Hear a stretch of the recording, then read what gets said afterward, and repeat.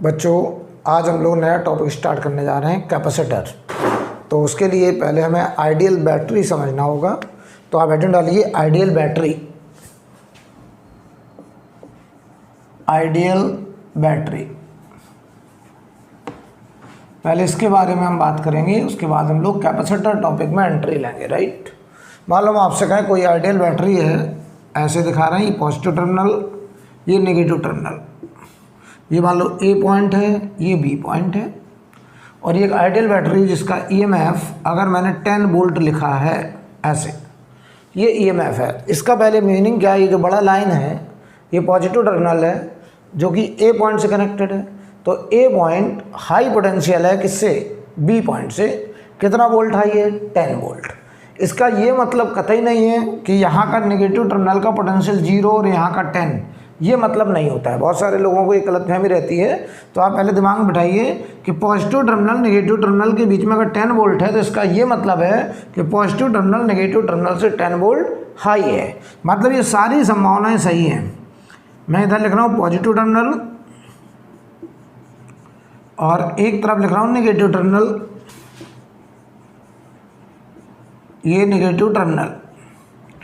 तो ये सारी संभावनाएं सही है। मैं लिख रहा हूँ, अगर मैं बोल लूँ कि नेगेटिव टर्मिनल 0 तो पॉजिटिव टर्मिनल 10 वोल्ट। अगर मैं लिख दूँ नेगेटिव टर्मिनल -10 वोल्ट तो पॉजिटिव टर्मिनल 0 वोल्ट। अगर मैं लिख दूँ नेगेटिव टर्मिनल +10 वोल्ट तो बताओ पॉजिटिव टर्मिनल +20 वोल्ट। ऐसे बताओ इनफाइनाइट संभावना हो सकती है। कुल मिलाकर के मेन बात क्या है कि पॉजिटिव टर्मिनल मतलब ए पॉइंट का पोटेंशियल और बी पॉइंट के पोटेंशियल का डिफरेंस 10 वोल्ट है, ये मीनिंग है। राइट, तो ये सारी बातें सही हो सकती हैं, सारी पॉसिबिलिटी हैं, ये वाला पेयर, ये वाला।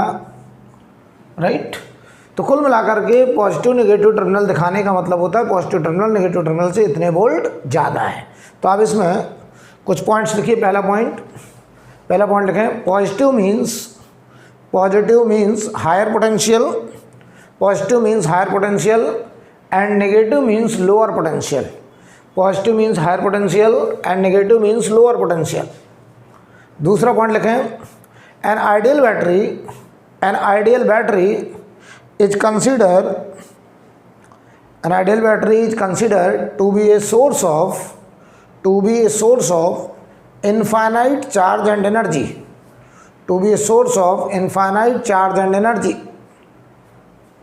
and potential difference across an ideal battery is always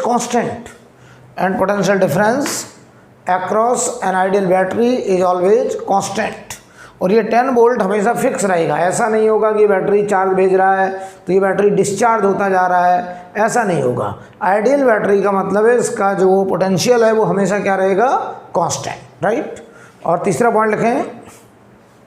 तीसरा पॉइंट, आगे हम लोग ऐसे सर्किट में यहाँ पे कैपेसिटर वगैरह लगाएंगे या रजिस्टर वगैरह लगाएंगे या इंडक्टर वगैरह लगाएंगे।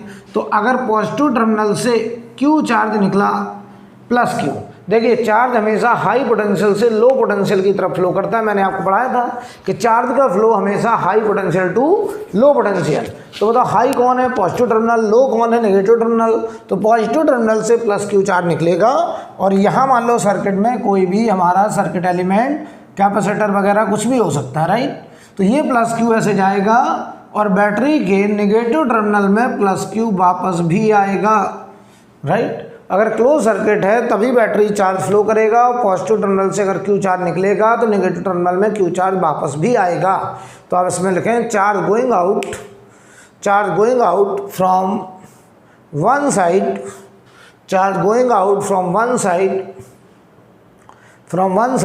Is equal to charge coming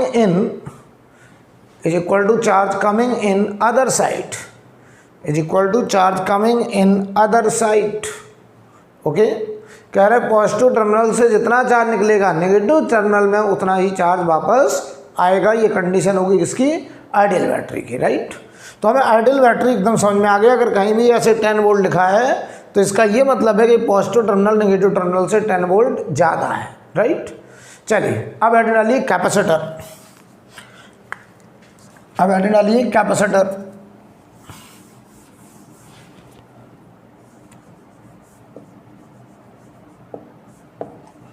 capacitor,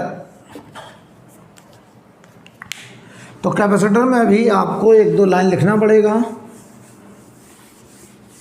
वो एक दो लाइन लिख लीजिए ज़रा, उसके बाद फिर हम आपको एक्सप्लेन करते हैं।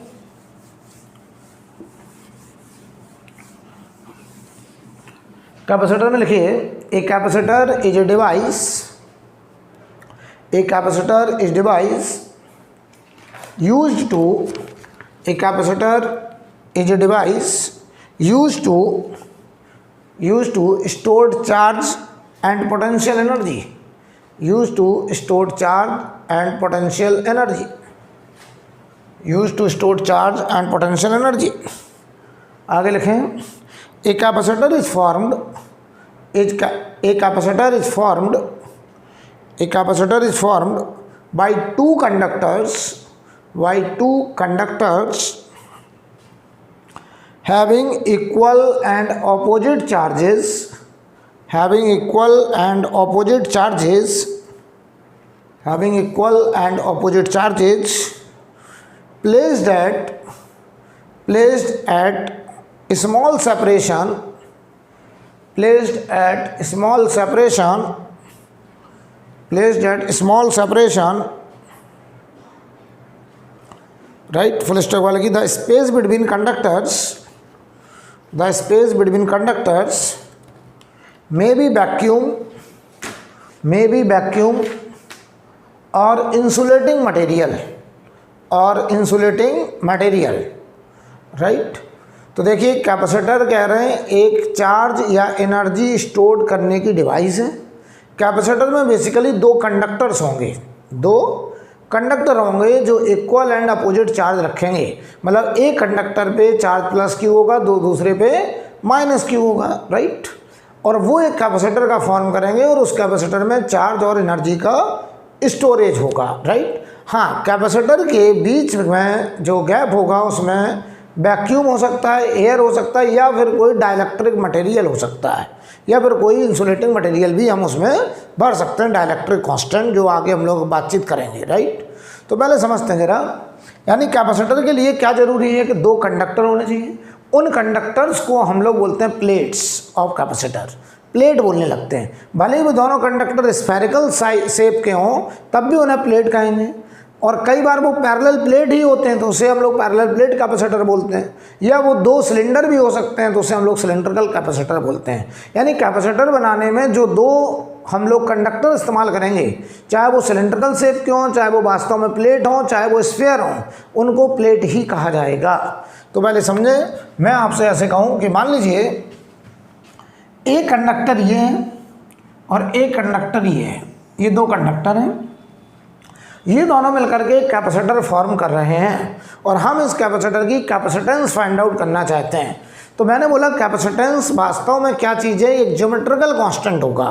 कैपेसिटेंस एक कांस्टेंट नंबर होगा जो हम कैपेसिटर के जो कंडक्टर्स हैं उनके साइज, शेप और उनके बीच के गैप और बीच में जो मटेरियल भरा है उसको देख करके बता सकते हैं, राइट। तो मीनिंग समझो जरा, मैं तुमसे कहूँ ये दो कंडक्टर के बीच में यहाँ पर हमने एक स्विच है और ये मान लो हमने एक बैटरी 20 वोल्ट की बैटरी से कनेक्शन करने जा रहे हैं।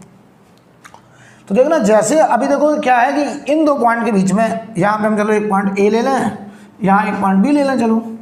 तो देखो ए पॉइंट बी पॉइंट से 20 वोल्ट हाई है, हमने जैसे ही स्विच क्लोज किया तो बताओ ए बी से 20 वोल्ट हाई है, और बताओ यहाँ पर कोई इलेक्ट्रिक फील्ड नहीं थी, तो इनके बीच में कोई पोटेंशियल डिफरेंस नहीं था। तो ये लो पोटेंशियल है, ये हाई पोटेंशियल है, यहाँ से तुरंत प्लस क्यू चार्ज गया और ये प्लस क्यू उस कंडक्टर में ऐसे फैल गया।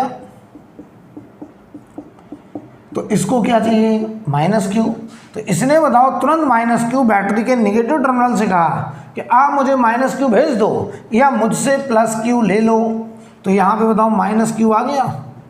तो बताओ इस कंडक्टर पे जो माइनस क्यू आया है ये बैटरी के नेगेटिव टर्मिनल की वजह से आया है, या ऐसे बोले इसने नेगेटिव टर्मिनल में प्लस क्यू भेज दिया, राइट। तो देखो प्लस से माइनस, ऐसे बताओ एक इलेक्ट्रिक फील्ड क्रिएट हो गया, यानी यहाँ पर एक इलेक्ट्रिक फील्ड जनरेट हो गया, राइट। अब देखिएगा भाई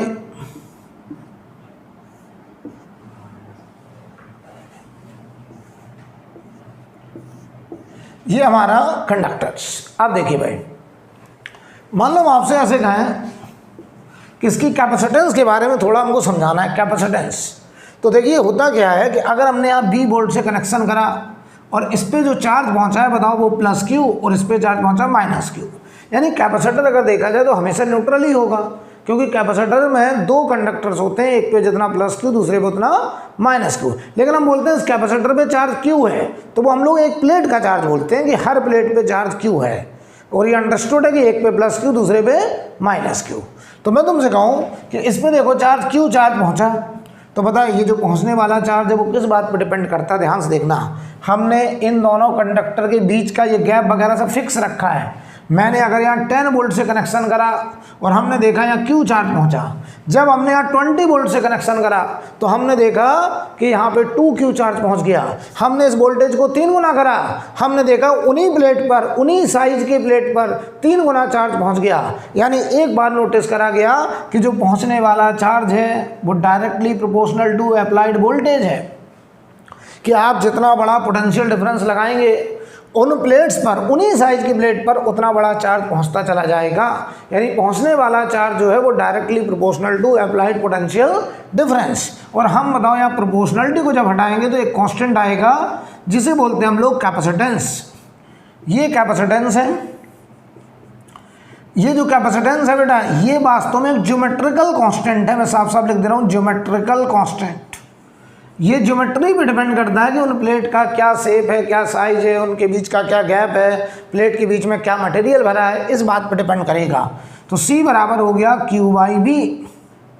तो कुछ लोग ऐसे भी डिफाइन करने लगते हैं कि 1 वोल्ट पोटेंशियल डिफरेंस क्रिएट करने के लिए जितना चार्ज भेजना पड़ेगा उसका नाम है कैपेसिटेंस। तो आगे चल के हम लोग किसी भी कैपेसिटर का कैपेसिटेंस निकालने का तरीका यही बना लेंगे।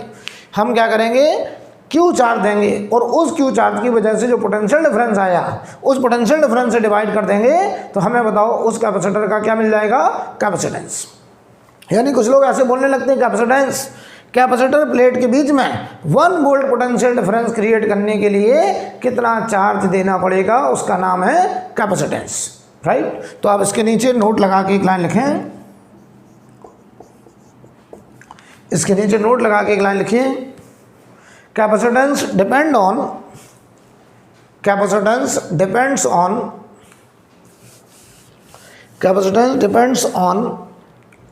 shape and size of conductor। ये बेटा नंबर आएगा निकल के, shape and size of conductor and insulating material between the conductors,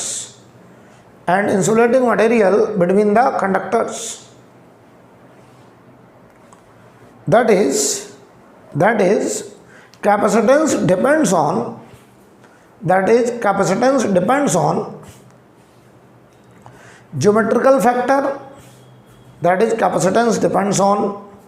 geometrical factor, and medium between the plates,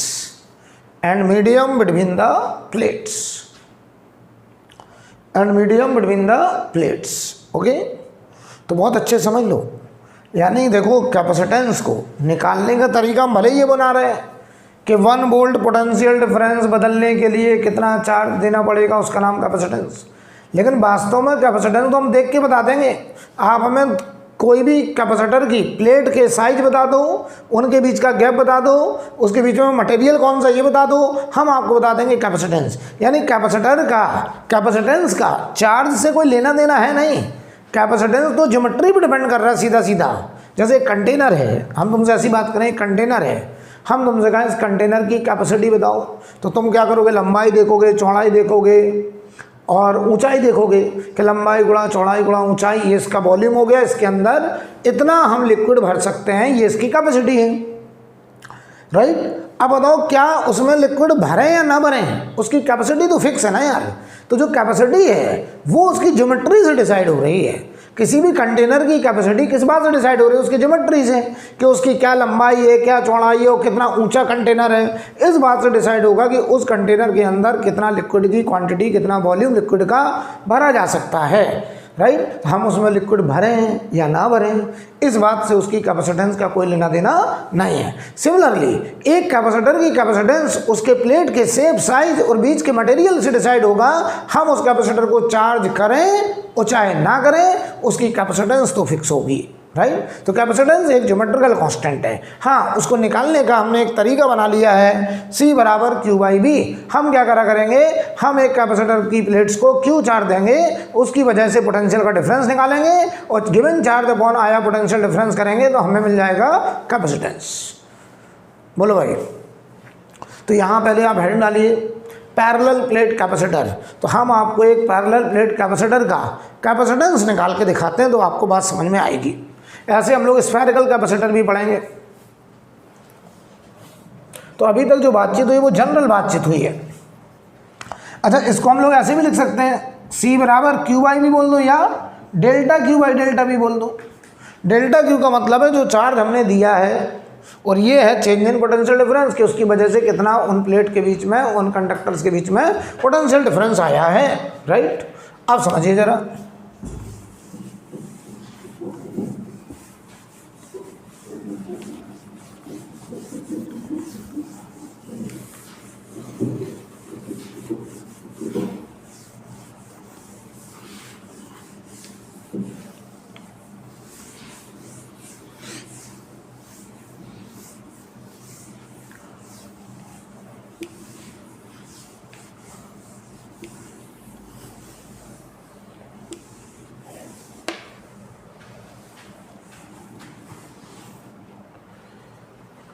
heading डालिए पैरेलल प्लेट कैपेसिटर।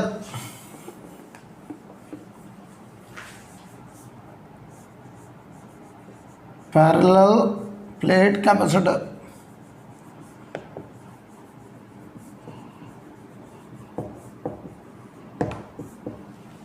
समझिए जरा,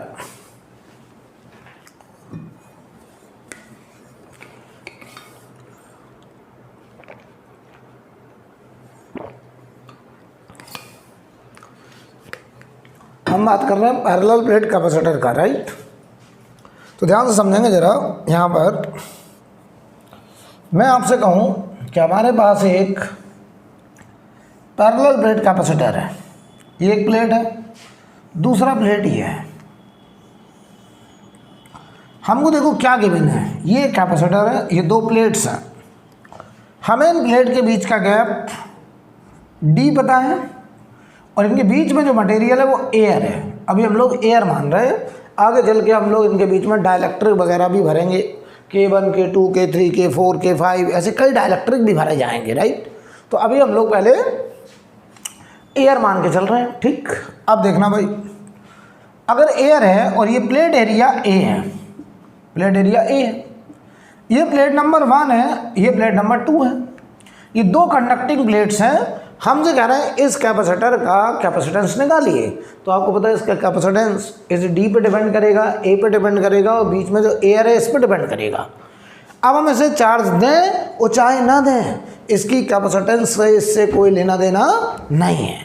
लेकिन उसको निकालने का हमने क्या तरीका बनाया कि हमने देखो इसको चार्ज दिया +Q, इसको चार्ज दिया -Q।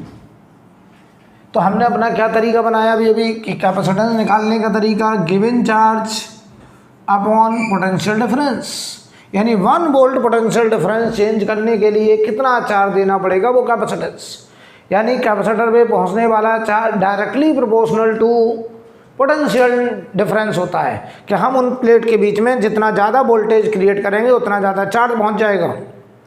तो हमने कहा कि 1 वोल्ट पोटेंशियल से अगर जोड़ें तो कितना चार्ज जाएगा, उसी का नाम कैपेसिटेंस है। तो देखिए ध्यान से, ये +Q चार्ज इसकी इनर सरफेस पर ऐसे पूरे एरिया में यूनिफॉर्मली फैलेगा, ऐसे यूनिफॉर्मली, ऐसे ये -Q इसकी इनर सरफेस पर, ये चार्ज इनर सरफेस पे होता है, यूनिफॉर्मली फैल गया। और प्लस से माइनस ऐसे इलेक्ट्रिक फील्ड लाइंस होंगी, ऐसे प्लस से माइनस ऐसे इलेक्ट्रिक फील्ड लाइंस होती हैं। हाँ, जो फील्ड लाइंस एजेस पे होती हैं वो फील्ड लाइंस ऐसे फ्रिंज बनाती हैं, फ्रिंज, इसे हम लोग बोलते हैं फ्रिंज इफेक्ट, फ्रिंज इफेक्ट। ये फ्रिंज इफेक्ट है, जो फील्ड लाइंस एजेस पे होंगी वो फ्रिंज बनाएगी।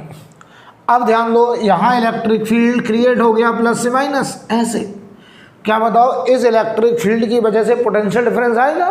कौन सी प्लेट हाई पोटेंशियल, कौन सी लो, तो plate number 1 high potential, plate number 2 लो पोटेंशियल। तो मैं देखो डेल्टा V निकालने जा रहा हूँ, V1 minus V2, V1 minus V2। तो बताओ कैसे निकलेगा, electric field between the gap into बीच का डिस्टेंस, ये तरीका होगा पोटेंशियल डिफरेंस का। अच्छा बताओ यहाँ यूनिफॉर्म फील्ड है, अब देखना फील्ड कैसे आएगा, यहाँ पे जरा ध्यान दो इधर पे फील्ड। तो अगर हम यहाँ टेस्ट चार्ज रखते हैं, ये प्लस इधर रिपेल करता था कितने से, sigma upon 2 epsilon not, sigma upon ये वाला अट्रैक्ट करेगा सिग्मा अपॉन 2 एप्सिलॉन नॉट, तो फील्ड आ गई sigma upon epsilon not right side, और सिग्मा की वैल्यू है Q अपॉन एरिया। तो देखो भाई ये हो गया sigma upon epsilon not into D, तो डेल्टा V बन गया, देखो सिग्मा हो गया चार्ज अपॉन एरिया, ये एप्सिलॉन नॉट इनटू D, ये आ गया पोटेंशियल डिफरेंस। तो कैपेसिटेंस हो गया given charge upon potential difference, तो गिवन चार्ज है देखो Q और आया पोटेंशियल डिफरेंस है Q into D upon A epsilon not.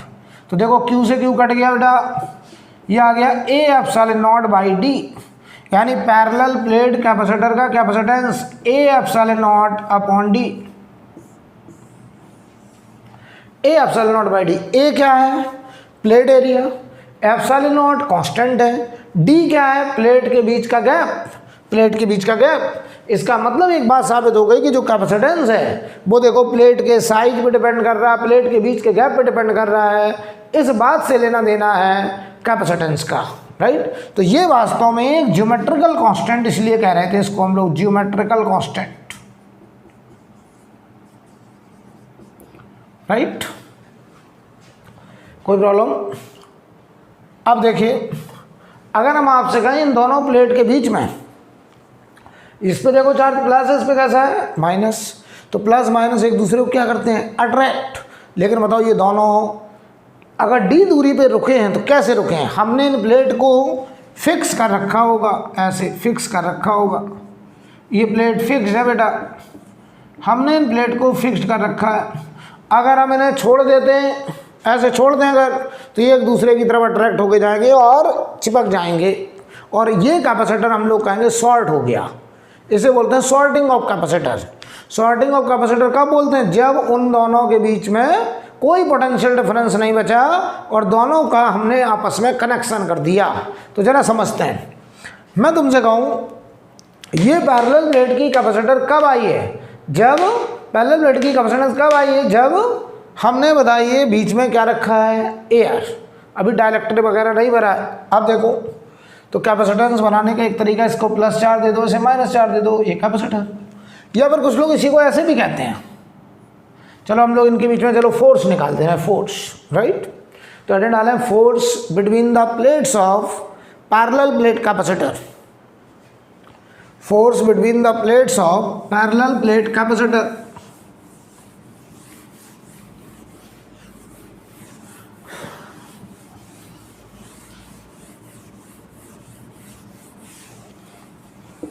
अच्छा देखो ये कैपेसिटेंस ज्योमेट्री पे डिपेंड कर रहा है बेटा, राइट। फोर्स बिटवीन द, सही बात है, जो कैपेसिटी होगा वो तो ज्योमेट्री पे डिपेंड करेगा। मैं तुम्हारे सामने एक कंटेनर रख दूं, मैं तुम्हारे सामने ये बोतल रख दूं, तो इसकी एक कैपेसिटी है ना यार, फिक्स है, वो किस बात पे डिपेंड कर रही है, इसके शेप साइज पे कि क्या डायमेंशन है, इसके हिसाब से इसके अंदर कितना वाटर आएगा, ये इसकी कैपेसिटी है, राइट। तो ऐसी कैपेसिटी किस बात से डिसाइड होगी, ज्योमेट्री से, राइट। अब देखो बेटा मान लो हम आपसे कहें force between the plates of parallel plate capacitor, तो अब हम पैरेलल प्लेट कैपेसिटर की प्लेट के बीच में फोर्स निकालना चाहते हैं। ध्यान से देखना भाई, ये एक प्लेट है, एक प्लेट ही है, हमने इनको D दूरी पर फिक्स कर रखा है, फिक्स्ड, इसको भी फिक्स कर रखा है, इनके बीच में फोर्स निकालना है। इसको हमने चार्ज प्लस Q दे दिया, ऐसे फैल जाएगा पूरे एरिया में। अच्छा, इसको माइनस क्यू देना है, या तो डायरेक्ट माइनस क्यू चार्ज दे दो या फिर इसको सोर्स दे दो। तो मैंने सोर्स दे दिया, जैसे अर्थिंग कर दिया मान लो। अर्थिंग का मतलब इनफाइनाइट चार्ज का सोर्स दे दिया मैंने। तो ये कहेगा ज़रूरत के हिसाब से हम तो जितना चार्ज चाहें उतना मंगा लें। तो इसे कितना चाहिए, माइनस क्यू। तो ये अर्थ से कहेगा आप मुझे माइनस क्यू भेज दो या मुझसे प्लस क्यू ले लो। तो इस पर 0 था, प्लस क्यू भेज दिया तो यहाँ पे माइनस क्यू आ गया अर्थ से। तो ये देखिए कैपेसिटर बन गया, और प्लस से माइनस यहाँ पर ऐसे इलेक्ट्रिक फील्ड क्रिएट हो गया, ऐसे प्लस से माइनस ऐसे एक इलेक्ट्रिक फील्ड क्रिएट हो गया। अगर मैं तुमसे कहूँ electric field between the gap of plates क्या है, ध्यान से देखना, electric field between the gap of plates क्या है। तो अगर हम यहाँ टेस्ट चार्ज रखें तो ये वाला प्लस क्यू इधर रिपेल करेगा, ये माइनस क्यू टेस्ट चार्ज को अट्रैक्ट करेगा। तो बताओ यहाँ पे जो फील्ड आ रहा है वो ऐसे आ रहा है दोनों का, ये सिग्मा अपॉन 2 एप्सिलॉन नॉट, ये सिग्मा अपॉन 2 एप्सिलॉन नॉट। तो ये फील्ड आ रही थी सिग्मा अपॉन एप्सिलॉन नॉट, मतलब charge upon area epsilon not. ये हमारा नेट फील्ड था between the gap of plate, ये नेट फील्ड था बेटा, ध्यान से देखना। लेकिन ये फील्ड बताओ यहाँ जो गैप में जो फील्ड आया था वो दोनों का मिला के आया था। लेकिन बताओ अगर हम इससे पूछे तुम्हारे ऊपर फोर्स, तो ये कहेगा मेरे ऊपर फोर्स नेट फील्ड का थोड़ी लगेगा, क्योंकि नेट फील्ड में तो इसका भी फील्ड है। ये कह रहा मेरे अपने फील्ड की वजह से मेरे ऊपर कोई फोर्स नहीं लगता है। तो पता हमने इससे कहा फोर्स इसी पे निकाल दो, चलो या चलो इस पर निकाल दें, इस पर देखो किसी में भी निकाल दो। बताओ हमने इससे कहा, ये चलो इससे कहते हैं 2 नंबर से। तो ये कह रहा मुझे ये वाली प्लेट अपनी तरफ ऐसे अट्रैक्ट कर रही है, ऐसे अट्रैक्ट कर रही है। तो फोर्स ऑन 2 ड्यू टू 1, तो पता ये क्या कहेगा, कहेगा इलेक्ट्रिक फील्ड 2 पर 1 की वजह से इनटू चार्ज 2 का, और ये डायरेक्शन आ रही है लेफ्ट साइड, माइनस आई लिख दो चाहे लेफ्ट लिख दो। अब ध्यान दो, इसकी वजह से यहाँ इलेक्ट्रिक फील्ड, तो बताओ इस चार्ज की वजह से यहाँ जो इलेक्ट्रिक फील्ड होगा वो होगा sigma upon 2 epsilon not only. बताओ इसकी जगह पर केवल इसका field sigma upon 2 epsilon not into Q2 है Q, और ये डायरेक्शन हो गई लेफ्ट। तो बेटा सिग्मा हो गया Q अपॉन एरिया, तो Q upon area 2 epsilon not into Q, और ये फोर्स आ रहा है लेफ्ट साइड, माइनस आई भी लिख सकते हैं। ये हमने फोर्स निकाला सेकंड नंबर प्लेट पर 1 की वजह से। तो force on plate number 2 due to charge 1 ही आ गया Q square upon 2a epsilon naught, और ये डायरेक्शन है लेफ्ट साइड। तो क्या तुमने नोटिस करा कि Q square upon 2a epsilon not, ये जो फोर्स आ रहा है वो इन प्लेट के बीच के गैप पर डिपेंड नहीं कर रहा है। ये गैप हमारा 10 सेंटीमीटर हो, 50 सेंटीमीटर हो, 20 सेंटीमीटर हो, बताइए इस फोर्स का उससे कोई लेना देना नहीं है। तो मैं यहाँ लिख भी दे रहा हूँ कि this force is independent of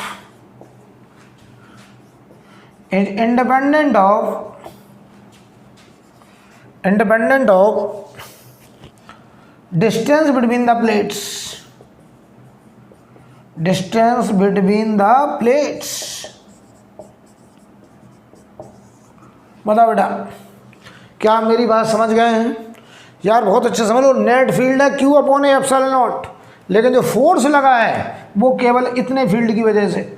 वो बात सही भी है, इस पर फोर्स इसके फील्ड की वजह से लगेगा, इस पर फोर्स इसके फील्ड की वजह से लगेगा, राइट। लेकिन अगर कोई बीच में नेट फील्ड पूछे तो आंसर वो होगा, लेकिन फोर्स आधे फील्ड की वजह से लगेगा, क्योंकि इस पर जो फोर्स लगेगा वो दूसरे वाले की वजह से लगेगा। और वो फोर्स बताओ Q square upon 2a epsilon nought आ रहा है, याद रखिएगा।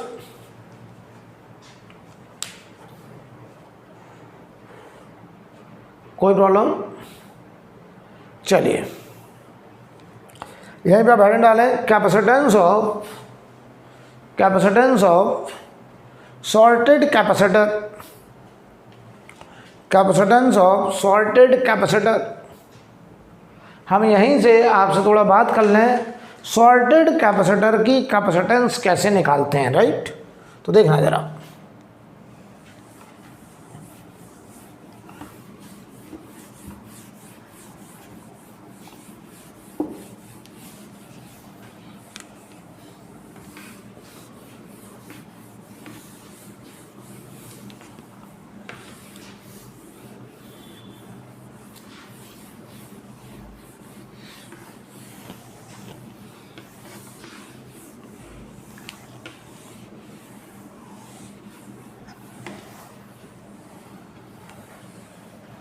देखिए भाई, अगर हम आपसे कहें कैपेसिटेंस ऑफ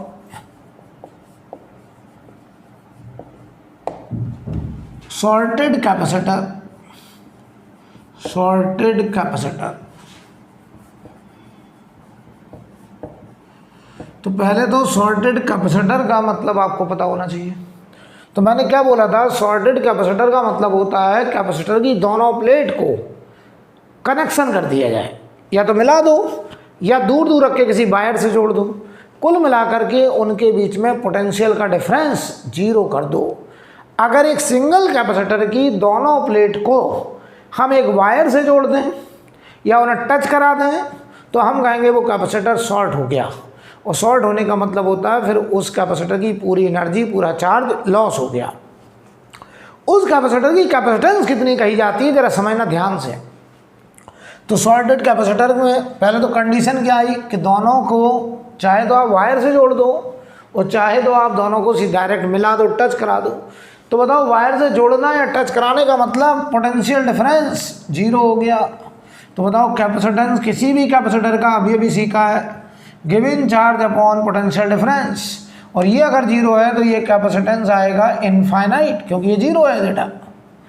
इसका मतलब पहले समझ लीजिए अच्छे से, सॉर्टेड कैपेसिटर का कैपेसिटेंस इनफाइनाइट होता है। सॉर्टेड कैपेसिटर का कैपेसिटेंस इनफाइनाइट थोड़ा लोगों को अजीब लगता है, लोगों के मन में विचार जीरो की कहा आता है कि सॉर्टेड कैपेसिटर कैपेसिटेंस जीरो होना चाहिए, उन्हें ऐसा लगता है।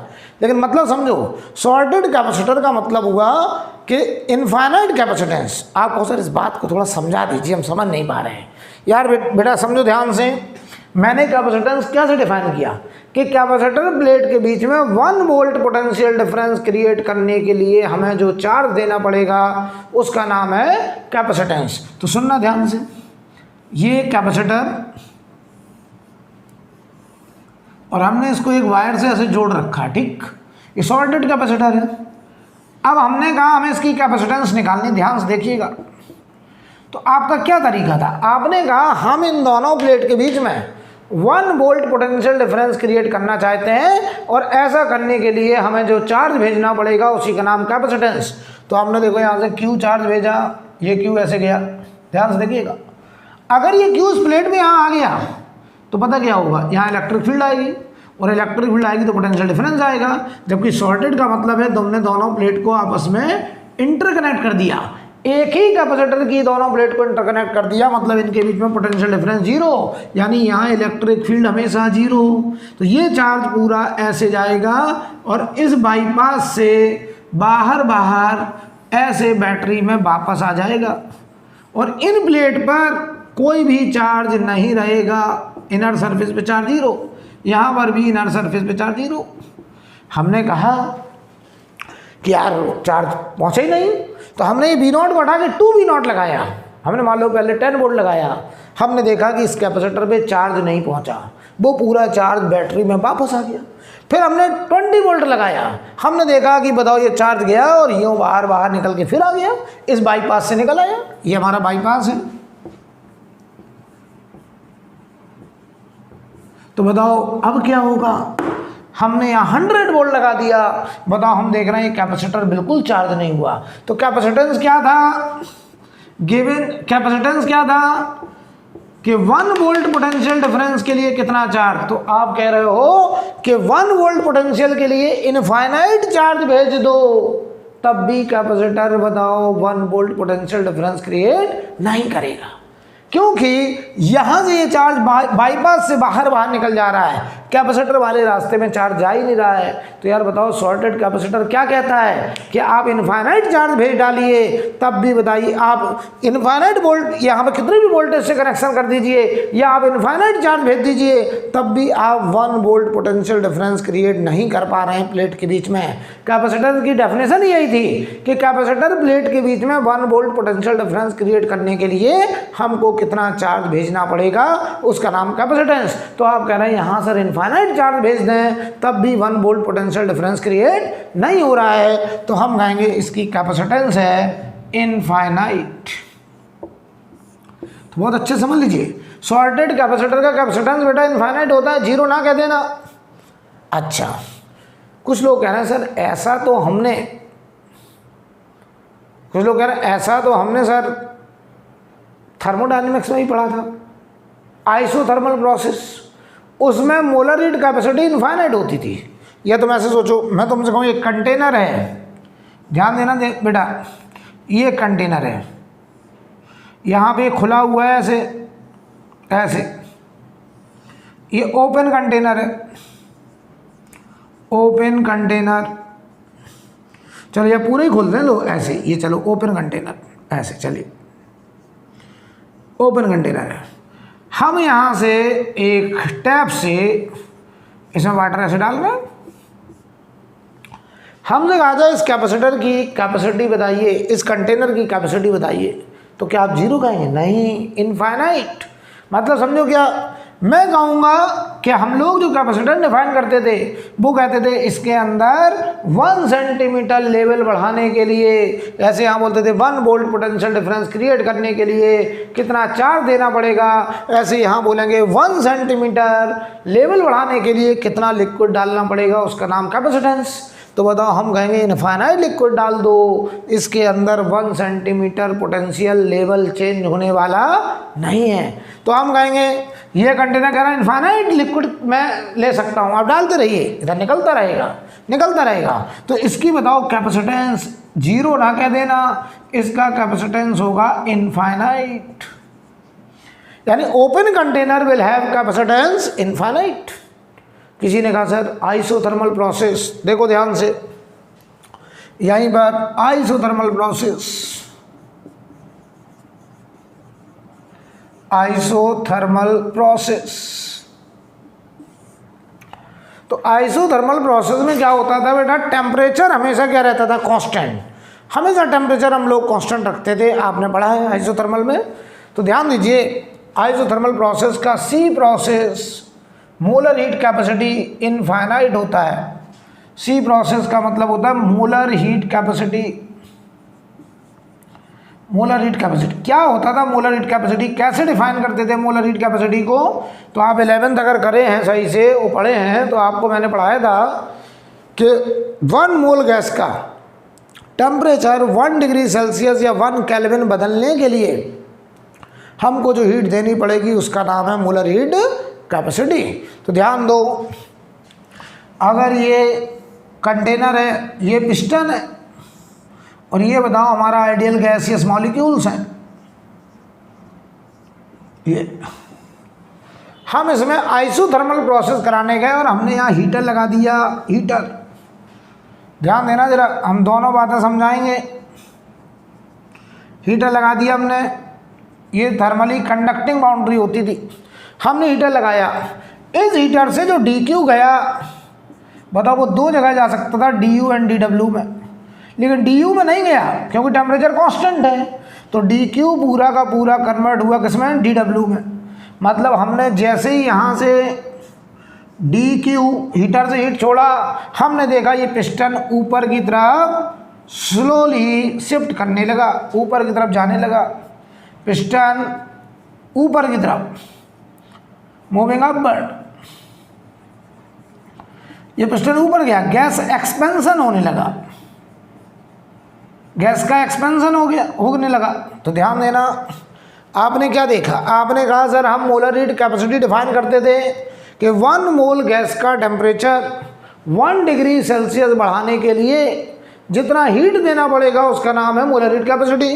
तो आपने कहा हम हीटर लगाए रहे 1 घंटा 2 घंटा 10 घंटे, हम हीटर लगाए हैं, हम क्या देख रहे हैं कि हीट जा रही है लेकिन गैस गर्म नहीं हो रही है। क्यों?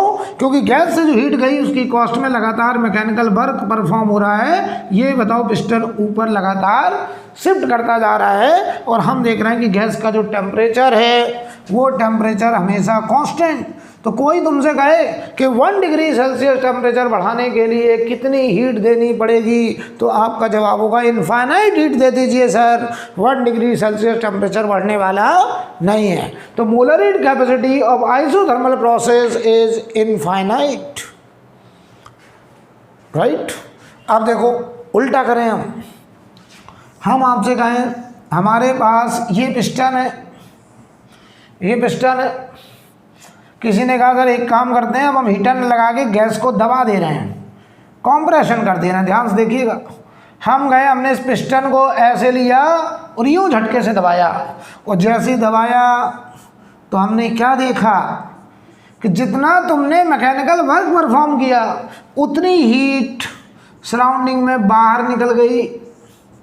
मतलब अगर मैंने 10 जूल वर्क करा और अंदर छोड़ा तो मॉलिक्यूल को मौका ही नहीं मिला उस 10 जूल को एब्जॉर्ब करने का, वो पूरी हीट एनर्जी के फॉर्म में बाहर निकल गई। यानी यहाँ जो dW है वो नेगेटिव है, work done on the gas, उतना ही dQ नेगेटिव होगा, हीट रिलीज फ्रॉम गैस। और अभी भी dQ बराबर dW है और du बताओ 0 है। ये मॉलिक्यूल पता क्या हो रहा है इनके साथ, हम गए, हमने ऐसे दबा रहे हैं, इसको ऐसे दबा रहे हैं, हमने इस पर 10 जूल वर्क करा, ये मॉलिक्यूल को लगा कि एजेंट ने अंदर वर्क के फॉर्म में, मैकेनिकल वर्क के फॉर्म में एनर्जी जो अंदर छोड़ी है मैं उसे एब्जॉर्ब कर लूँगा, गर्म हो जाऊँगा, अपना टेम्परेचर बढ़ा लूँगा। लेकिन हमने जो बाउंड्री रखी थी वो थर्मली कंडक्टिंग रखी थी, तो जो हम मैकेनिकल वर्क अंदर छोड़ते जा रहे हैं वो लगातार हीट एनर्जी के फॉर्म में बाहर निकलता जा रहा है। और ये मॉलिक्यूल बेचारे देखते रह गए, इनको हीट एनर्जी एब्जॉर्ब करने का मौका नहीं मिला, और गैस की जो इंटरनल एनर्जी है या गैस का जो टेम्परेचर है वो चेंज नहीं हुआ। और हमने कहा कि हम बताओ इनफाइनाइट हीट दे डालें, इनफाइनाइट वर्क कर डालें, तब भी हम कहेंगे कि हम इस गैस का टेम्परेचर 1 डिग्री सेल्सियस बढ़ा नहीं पाएंगे। इसका मोलर हीट कैपेसिटी कितना, इनफाइनाइट। तो सुनो ध्यान से, बल्कि हम तो ये भी बता सकते थे कि आइसोथर्मल में P प्रोपोर्शनल टू 1/B चलता है, लेकिन अभी हम लोग जाएंगे नहीं उस टॉपिक में, क्योंकि हम लोग इलेक्ट्रो पढ़ रहे हैं, थर्मोडायनेमिक्स नहीं पढ़ रहे हैं। तो हम तुम्हें इतना बस सिखाना चाह रहे थे, shorted capacitor is similar as open container is similar as isothermal process, all three will have capacitance infinite. Shorted capacitor की कैपेसिटेंस इनफाइनाइट होती है क्योंकि हम सॉर्टेड कैपेसिटर की प्लेट के बीच में 1 वोल्ट पोटेंशियल डिफरेंस क्रिएट करने के लिए इनफाइनाइट चार्ज दे दें, तब भी 1 वोल्ट पोटेंशियल डिफरेंस क्रिएट नहीं होने वाला। हम कहेंगे सॉर्टेड कैपेसिटर की कैपेसिटेंस इनफाइनाइट। आइसोथर्मल प्रोसेस की मोलर हीट कैपेसिटी इनफाइनाइट, क्योंकि आइसोथर्मल प्रोसेस में गैस के 1 मोल को 1 डिग्री सेल्सियस गर्म करने के लिए आप कितना भी हीट दे दो, इनफाइनाइट हीट दे दो, तब भी टेम्परेचर 1 डिग्री या 1 केल्विन बढ़ने वाला नहीं है। सिमिलरली ओपन कंटेनर, आप कितना भी लिक्विड डालते जाइए, इसमें लेवल 1 सेंटीमीटर कभी भी बढ़ने वाला नहीं है। हम कहेंगे इसकी कैपेसिटी इनफाइनाइट है। Right, I think clear. आप देखिए भाई, हेड डालिए स्फेरिकल कैपेसिटर, स्फेरिकल कैपेसिटर,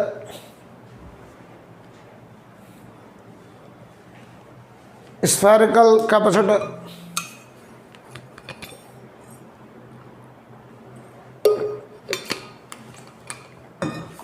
आप लोग इसको नोट करिए।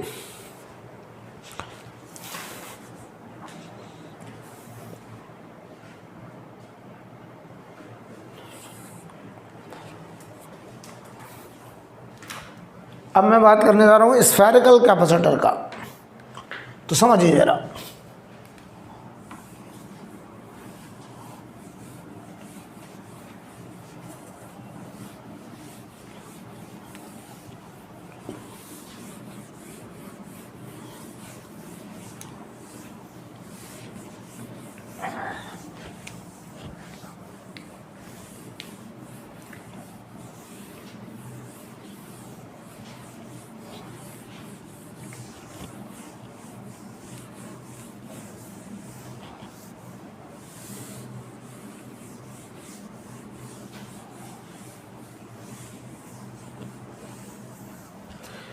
हैंड डालिए स्फेरिकल कैपेसिटर।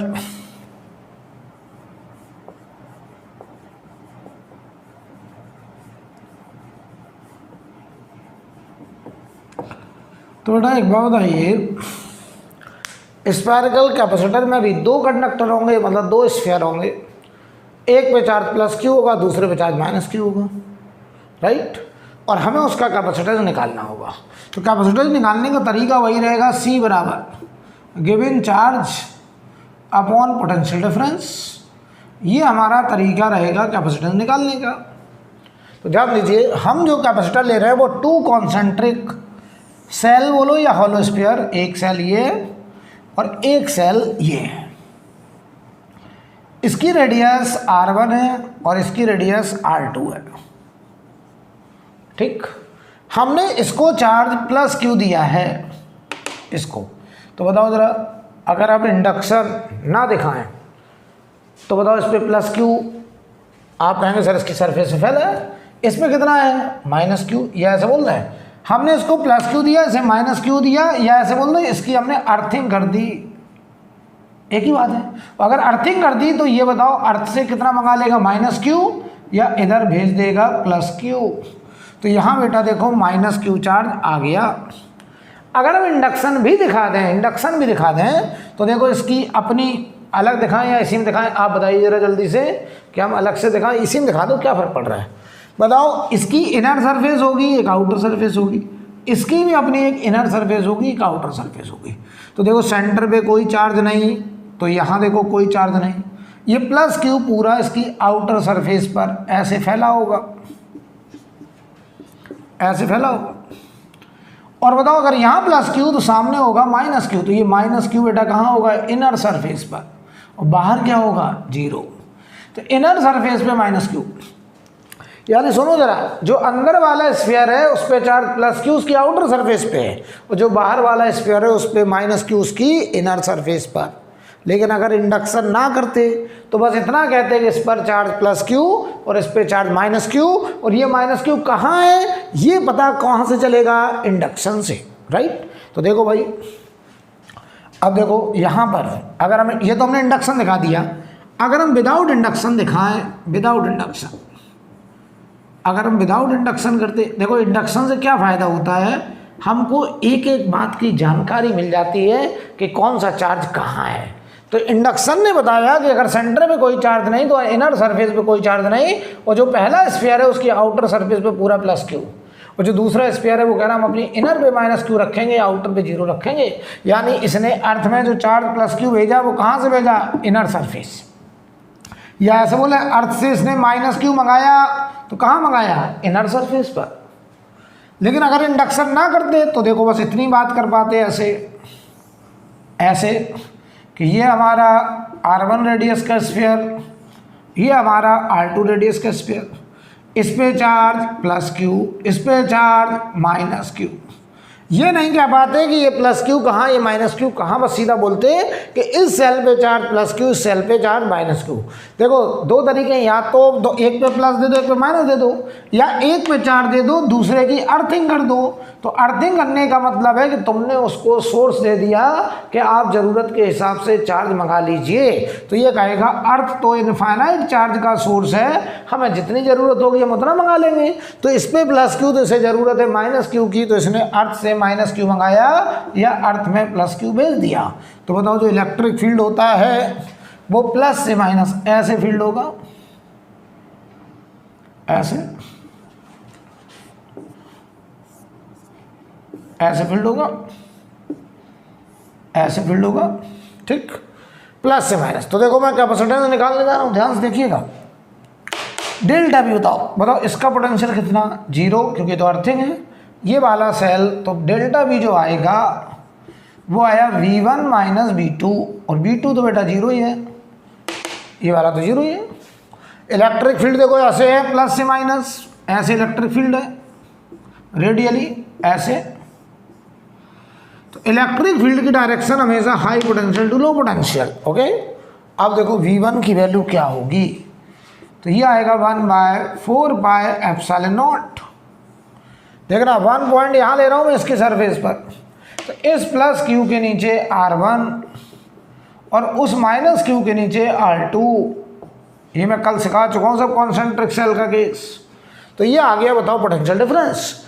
अब ये पोटेंशियल डिफरेंस बेटा यहाँ रख दो जरा, तो देखो ये डेल्टा V की वैल्यू, इसे हम ऐसे लिखते हैं Q/4πε0। इधर हो गया R2 माइनस R1, इधर हो गया R1 इंटू R2। देख लो यार, क्या इस वैल्यू को मैं यहाँ रख दूँ तो ये देखो कैपेसिटेंस कितनी आ रही है, जरा इस वैल्यू को यहाँ रखो, तो ये Q/4πε0, और ये बताओ बेटे R2 minus R1 upon R1 into R2, ये आ रहा है देखो। अगर ये वैल्यू आ रही है तो एक काम करो, इस वैल्यू को मैं नीचे लिख दे रहा हूँ, ठीक, यहाँ जगह नहीं है। तो देखो ये रिजल्ट C बराबर delta Q upon delta V, और डेल्टा V की वैल्यू Q बाई V, तो बताओ Q कट जाएगा, तो ये आ गया 4 pi epsilon not R1 R2 upon R2 minus R1, ये आ गया हमारा कैपेसिटेंस। नोट कर लीजिए, ये स्फेरिकल कैपेसिटर का कैपेसिटेंस है, वो भी जब हमने अंदर वाले स्फीयर को चार्ज दिया प्लस Q और दूसरे बाहर वाले स्फीयर को दे दिया सोर्स, अर्थ दे दिया, क्या आप माइनस Q अर्थ से मंगा लीजिए, या माइनस Q दे दिया, ऐसे समझो। कोई हमसे बहुत क्लियर कट बात करे कि ये प्लस Q बताओ इस स्फीयर की कौन सी सरफेस पे है, तो आप कहेंगे आउटर पे, इनर पे नहीं है। कोई तुमसे कहे माइनस Q बताओ कौन सी सरफेस पे है, तो आप कहेंगे इनर पे है, आउटर पे नहीं है। ये बात देखो इंडक्शन बताता है, राइट।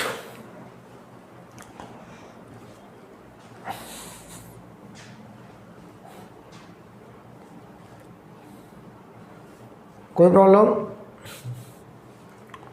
ऐड डालिए कैपेसिटेंस ऑफ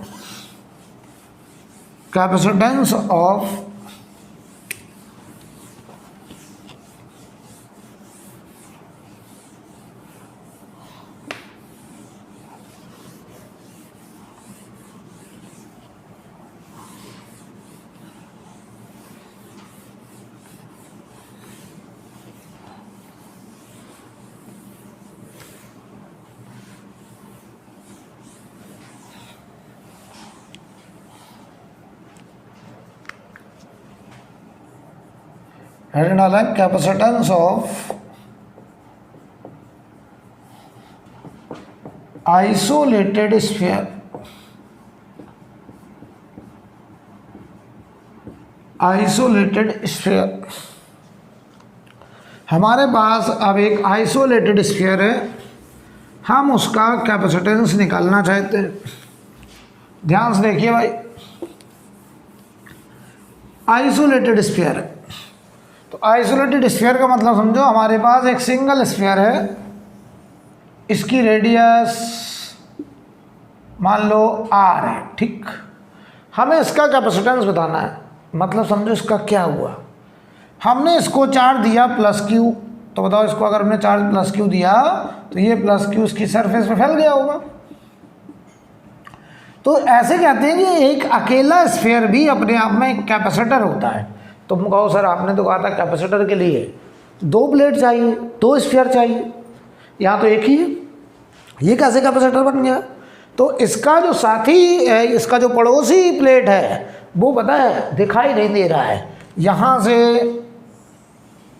इनफाइनाइट दूरी पर, लॉन्ग डिस्टेंस पे यहाँ पे चला गया है, और इस पर जो चार्ज है वो माइनस Q है, ऐसे माइनस Q चार्ज। तो एक प्लेट ये है, दूसरी प्लेट वो है, लेकिन वो बहुत दूर है, इसीलिए हम इसको आइसोलेटेड बोल रहे हैं। तो ऐसे बोल देते हैं कि एक अकेला स्फीयर भी अपने आप में एक कैपेसिटर होता है, जबकि सच्चाई क्या है, इस अकेले स्फीयर का साथी कैपेसिटर का जो प्लेट है, इसका जो साथी प्लेट है, देखो हम इसको प्लेट बोलते हैं स्फीयर को, कैपेसिटर में जो 2 कंडक्टर होते हैं वो हमेशा प्लेट कहे जाते हैं। तो बताओ ये अपने आप में एक कैपेसिटर क्यों बन गया? कैपेसिटर के लिए 2 कंडक्टर चाहिए, तो एक कंडक्टर ये, इसका साथी कंडक्टर प्लेस्ड है कहाँ पर? इनफाइनाइट पर। तो ध्यान दो बेटे, तो इसका जो कैपेसिटेंस आएगा वो बताओ, यही रिजल्ट है, देखना 4 पाई एप्सिलॉन नॉट, इधर देखो ये था R1 R2 upon R2 minus R1, ध्यान से देखिएगा। यानी बताओ बस फर्क इतना है कि इसकी जो R2 रेडियस है वो टेंडिंग टू इनफाइनाइट है। तो हमने देखो क्या किया, यहाँ पे 4 पाई एप्सिलॉन नॉट R2 से ऊपर नीचे डिवाइड कर दिया, R1 upon 1 minus R1 by R2। हमने ऊपर नीचे R2 से डिवाइड किया, देख लो हमने ऊपर नीचे R2 से डिवाइड किया, और अब जरा R2 टेंडिंग टू इनफाइनाइट रखो, तो ये बताओ 0 हो जाएगा। तो capacitance 4 pi epsilon not R1 only. तो लोग ऐसे बोलने लगते हैं कि एक अकेला स्फीयर जिसकी रेडियस r उसका कैपेसिटेंस होता है 4πε0 r होता है, ऐसे बोलने लगते हैं। एक अकेला कंडक्टर जिसकी रेडियस r है वो भी अपने आप में एक कैपेसिटर होता है और उसकी कैपेसिटेंस होती है 4πε0 r, राइट। जबकि सच्चाई क्या है, इसका जो दूसरा प्लेट है वो कहाँ पे है, लॉन्ग डिस्टेंस पर है। तो इसके नीचे नोट लगा के एक लाइन लिखें, नोट लगा के एक लाइन लिखिए, लिखें आइसोलेटेड कंडक्टर ब्रैकेट में लिखो with second conductor placed at infinite, with second conductor placed at infinite, bracket close कर दो। Also have capacitance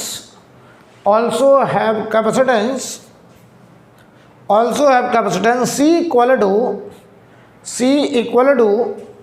4πε0 r, C equal to 4πε0 r, right.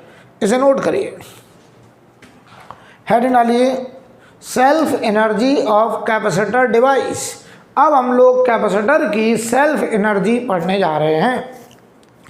तो यहाँ से हम लोग कल की क्लास में, अगली क्लास में बातचीत करेंगे बेटा self energy of capacitor device. तो यहाँ तक आप लोग तैयार कर लीजिए, कल इसके आगे देखो बेटा हम लोग फिजिक्स में पूरा डिटेल में चल रहे हैं, आराम आराम से, कोई हड़बड़ी नहीं है। मेरा मकसद है आपको सिखाना, आपको आना चाहिए, आपका जो डर है फिजिक्स से वो ख़त्म हो जाए, समझ रहे हैं। ये मकसद नहीं है कि जल्दी जल्दी ख़त्म कर दें और आप खुश, बाद में आपसे पेपर में कोई सवाल नहीं हो रहे हैं, ये नहीं करना है। हमें आपको सिखाना है तो बहुत आराम से चलेंगे, पूरा डिटेल में पढ़ते हुए चलेंगे, आपके अंदर कॉन्फिडेंस लाना है, राइट। तो मैं यहीं रोक रहा हूँ आज की क्लास, यहाँ से हम लोग अगली क्लास में बात करेंगे। ओके।